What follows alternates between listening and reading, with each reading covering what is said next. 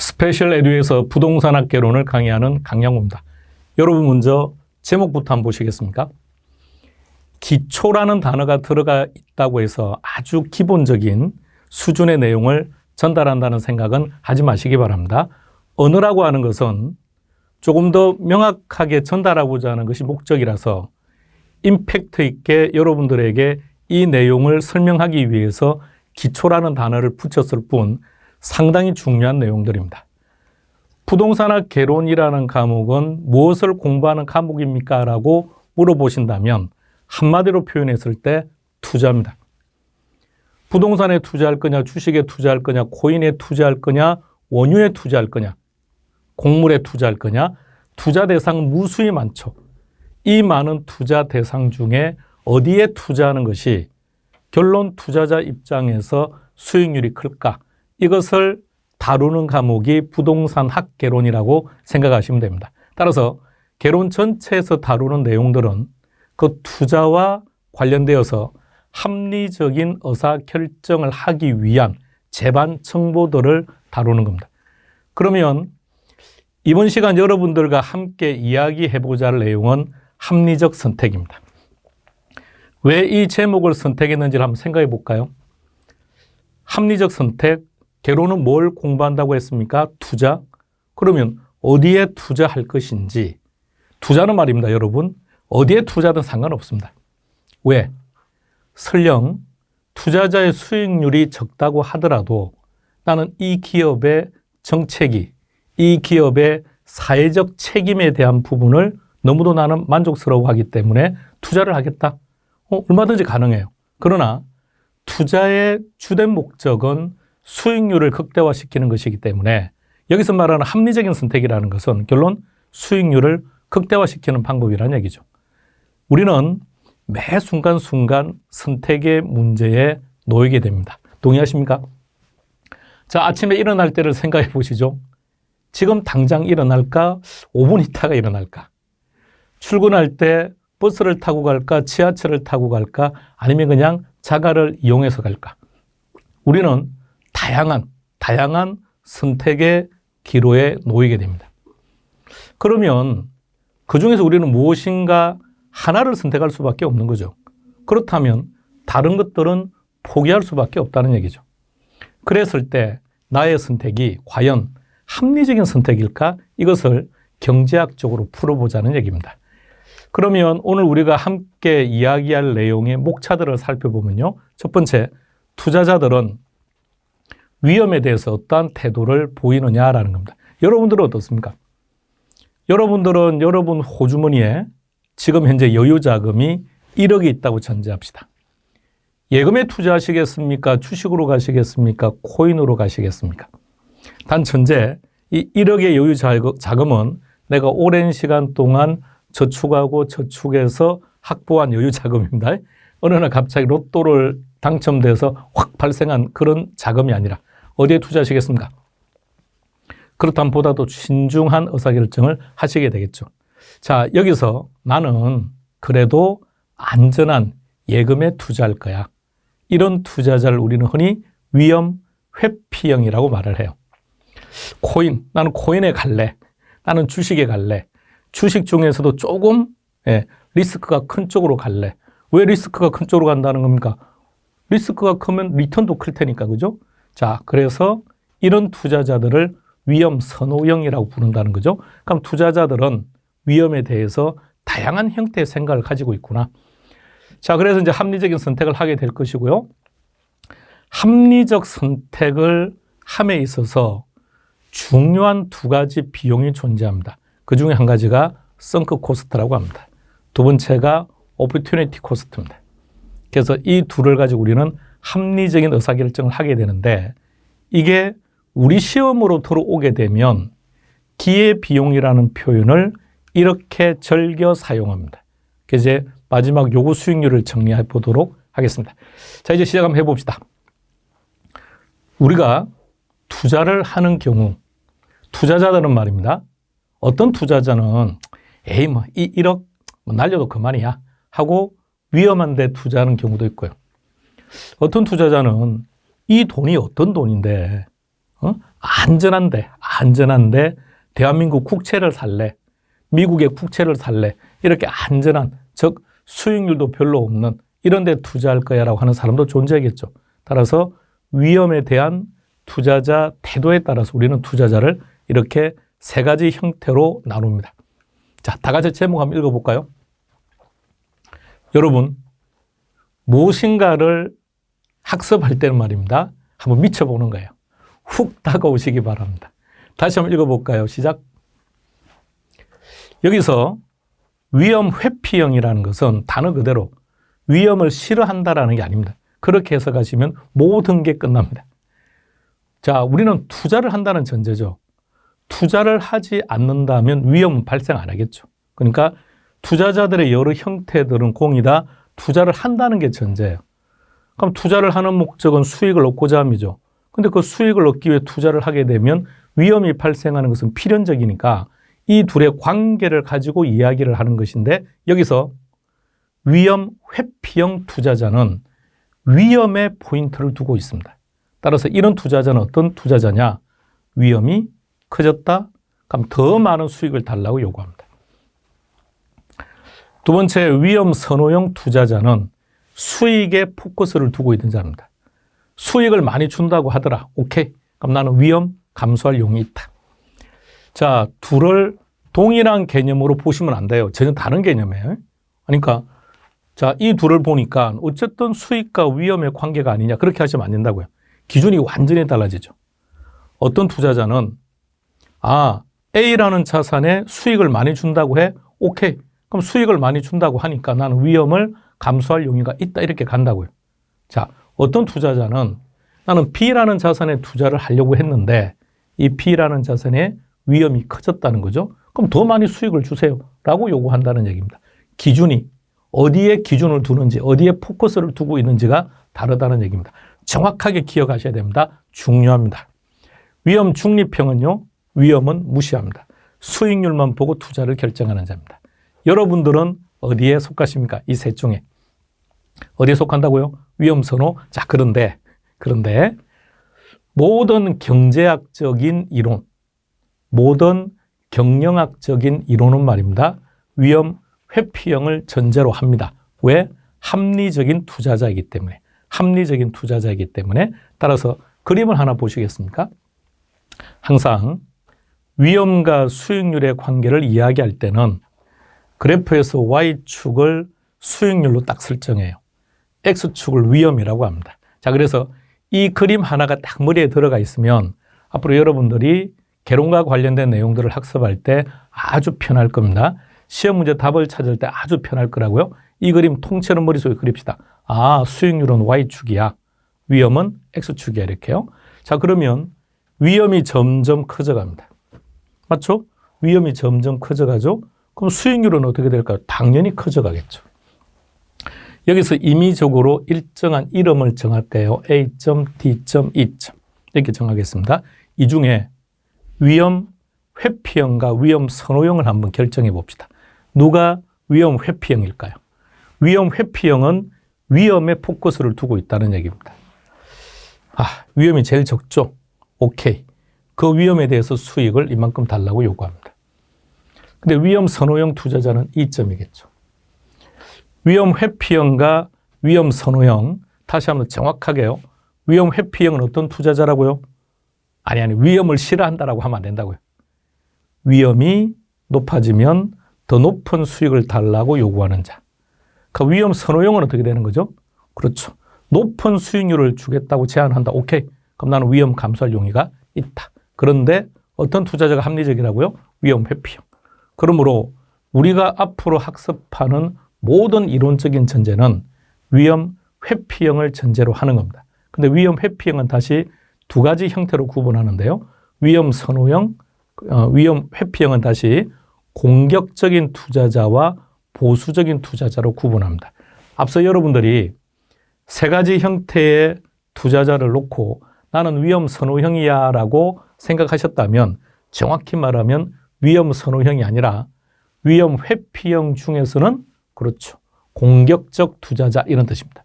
반면에 나는 위험 회피형이라고 생각했다면 위험 회피형이 아니라 조금 더 정확하게 말하면 위험 회피형 중에서 보수적 투자자라는 얘기입니다.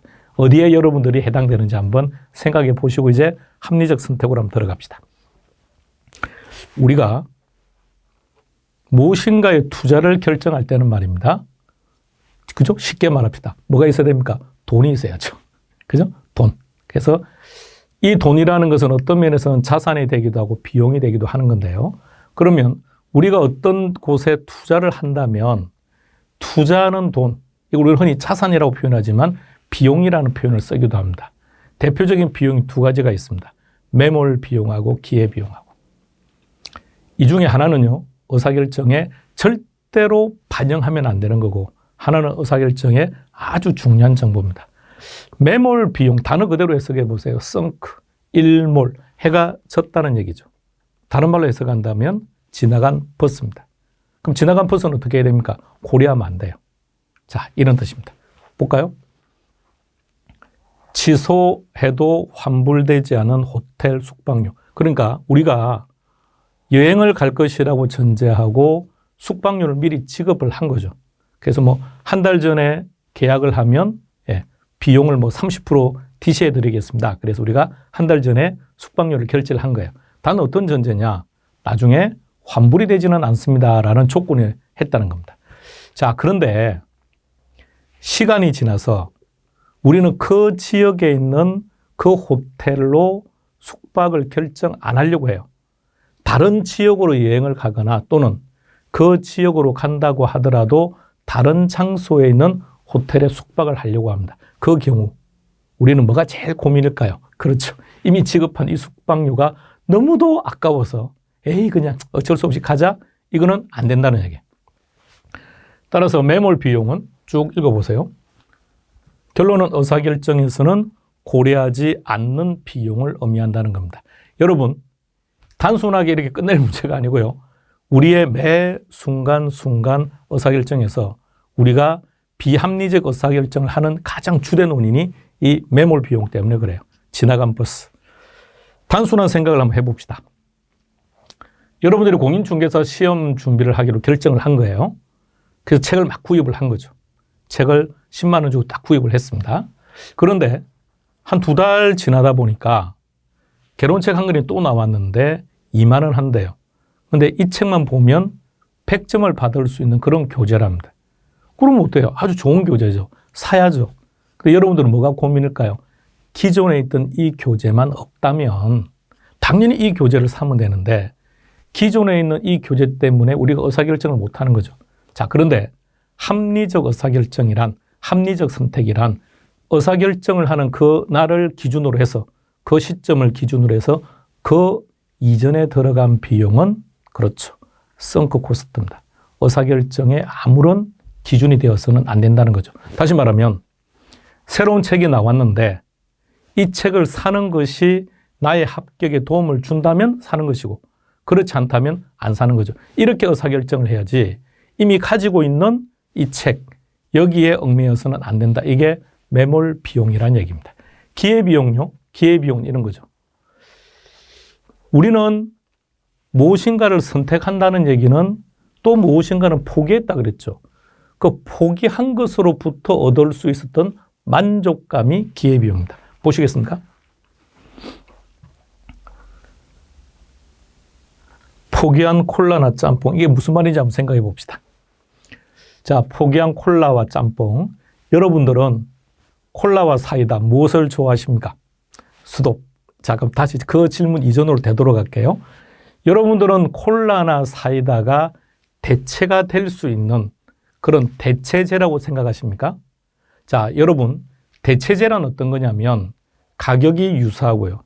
용도가 유사하고 만족감이 유사하다는 얘기입니다. 그럼 여러분들은 콜라와 사이다는 대체제야라고 생각한다는 얘기는 나는 콜라를 좋아한다, 나는 사이다를 좋아한다라고 표현하면 안 돼요. 어떤 의미냐면 나는 콜라를 먹든 사이다를 먹든 상관없어. 자, 이게 대체제라는 얘기입니다. 자, 그러면 콜라를 먹을까 사이다를 먹을까 고민을 한다는 얘기는 결론 나는 만족감에서 특별한 차이가 없다는 얘기죠. 그 결과 우리는 콜라를 먹었대요. 그럼 콜라를 먹었다는 건 사이다를 포기한 거죠. 그 사이다를 선택함으로써 얻을 수 있었던 만족감, 그것이 콜라의 기회비용이 됩니다. 감이 오십니까? 자, 조금만 더요. 그럼 이렇게 한번 생각해 봅시다. 숫자를 대입해 봅시다. 콜라를 먹음으로써 만족감이 100이래요. 그런데 사이다를 포기했죠. 만일 사이다를 먹었더라면 나는 만족감이 110이었다고요. 그게 기회비용이에요. 나의 선택은 100, 기회비용은 110, 기회비용이 더 크죠. 그렇다면 나는 비합리적인 의사결정을 했다는 얘기죠. 나의 선택은 기회비용보다는 커야 된다. 자, 다른 예를 들어볼까요? A라는 주식에 투자할까 B라는 주식, C라는 주식으로 고민하다가 우리는 A라는 주식을 결정했습니다. 그래서 A라는 주식에 투자를 한 결과 그로부터 우리는 수익률이 7%가 발생한 거죠. 그런데 동일한 투자 시기를 기준으로 했을 때 C에 투자했더라면 10%를 얻을 수 있었답니다. 내가 투자한 A라는 주식은 7%인데 내가 포기했던 C라는 주식은 10%라고요. 기회비용이 나의 선택보다 더 크죠. 그럼 나는 비합리적인 의사결정을 했다, 이런 뜻이라고요. 감 잡히십니까? 자, 그러면 이제 우리 좀 더 구체적인 내용으로 들어갈 겁니다. 구체적인 내용으로 들어가기 전에 매몰 비용과 기회 비용이라는 개념은 왜 중요한지, 의사결정을 내리는 시점을 기준으로 해서 매몰 비용은 의사결정에 고려해서는 안 되는 것이고 기회 비용은 아주 중요한 조건이라는 거죠. 그렇다면 우리가 무엇인가 선택을 할 때는 이것이 매몰 비용인지 기회 비용인지 일단 그것부터 구분을 해야 되겠죠.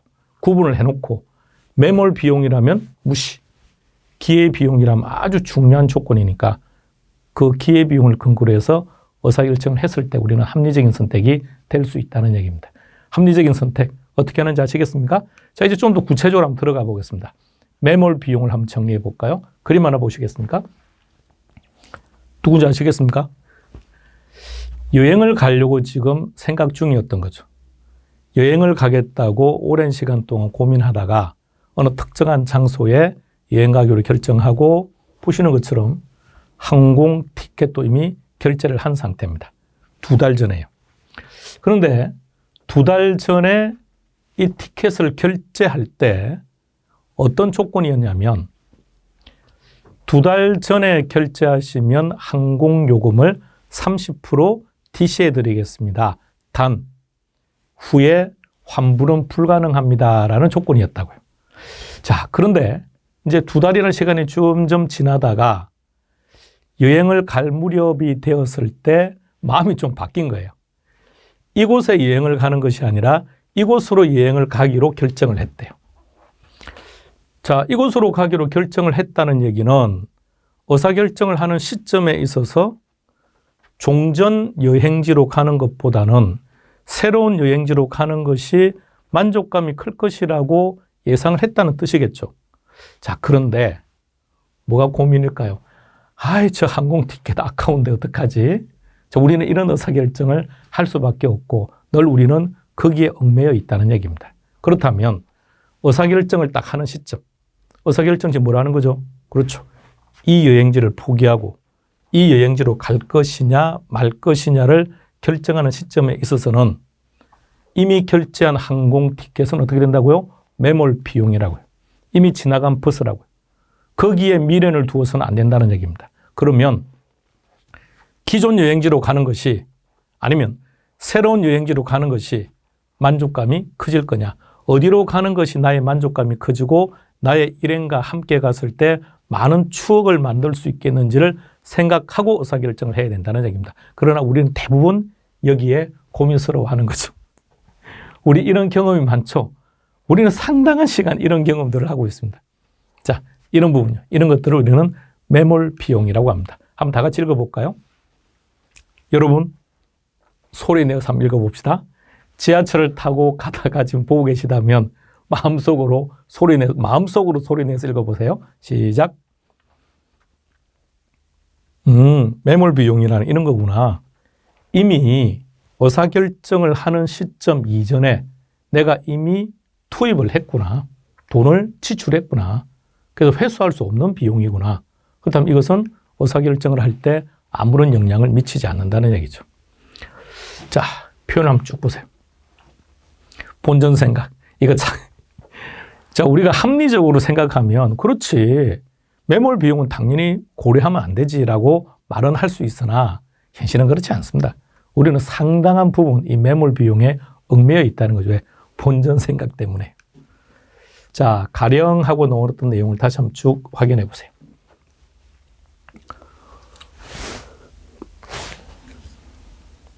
따라서 항공 티켓 값은 회수가 불가능한 매몰 비용이다. 동의하시는 거죠? 단 전제가 환불이 안 된다는 전제였으니까요.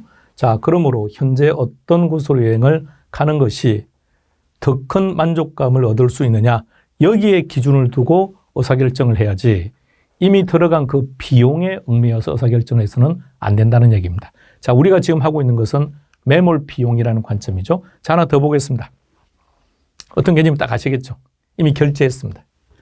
그런데 이제 물론 이제 전제 조건은 어떤 거죠? 환불이 안 된다는 전제입니다. 그런데 이제 이 영화를 안 보고 나는 이 영화를 보기로 결정했습니다. 여러분은 동주라는 영화를 보셨습니까?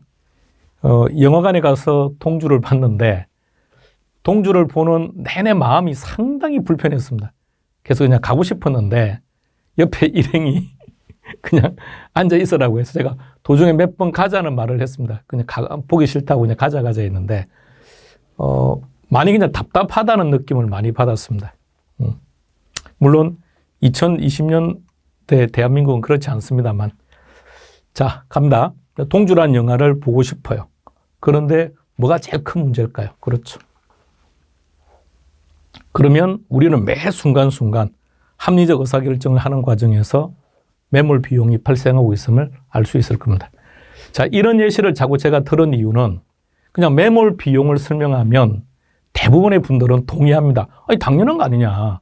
그 매몰 비용에 얽매여서 어떻게 의사결정을 합리적으로 할 수 있겠느냐라고 말씀을 하십니다. 그런데 그 매몰 비용이 구체적으로 무엇인지를 잘 우리가 기억을 안 해서 그래요.